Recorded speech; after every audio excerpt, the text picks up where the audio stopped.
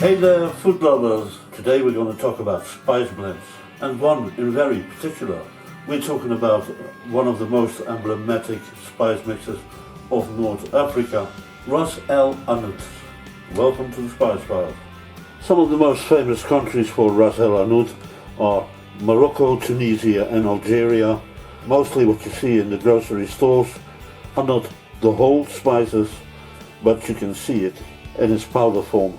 So all this becomes this. And some of the spice blends that make the reputation of a grocery store go to 40 different spices. But the most well known have in between 24 and 27 different spices. In the Ras El Hanout I'm going to show you, I'm going to use about 27 different spices. It's also very important to have a good quality of spices. And let's have a closer look to each spice. We got green cardamom here. Gives a nice citrusy flavor. Some use the whole pot. I think it's better to use the grains inside. We got galangal root. Well, I got two types of galangal root. The greater galangal root, also called the alpinia galangal, and this is the lesser galangal, also called the Camphoria galangal. Here we got malagueta pepper, also called grains of paradise. It is a fake pepper with a nice citrusy flavor. I don't have to present you nutmeg, also very important. When it comes to cinnamon, the ones you find everywhere in the supermarkets, in the stores, probably will be the Cinnamomum Cassia, which is actually the bark of the cassia tree. But the one we go for is the Cinnamomum verum, the cinnamon from Ceylon, also referred to as the real cinnamon. It's a little bit more expensive, but believe me, it is a difference. And here it comes to the real peppers. We got the long pepper that goes in the blend. We got a regular black peppercorn that goes in. And we got cubeb pepper. So you got three different flavors of peppers here. I don't have to present you cloves. Here we got dried turmeric root. Everybody knows turmeric, I suppose. And here we got dried ginger. You can also add dried white ginger. Very good as well. I'm also adding hibiscus flower. Traditionally it's dried iris flower, but it's very hard to find in France. A dried capsicum, this is just a sweet small bell pepper. Leaves from the bayrum tree.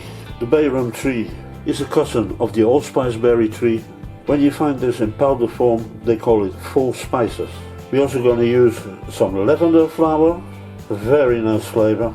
Rosebuds, they use them a lot in North Africa. Nigella, also called onion seeds, coriander seeds, caraway, also called wild cumin, green anise, fenugreek. We also got some star anise, also called badian, allspice berries, also called Jamaica pepper, fennel and cumin. I think you know them well. And the last one that's going to give a little punch to it all is Aleppo chili pepper flakes. Now imagine that in some grocery store they even add 10 more.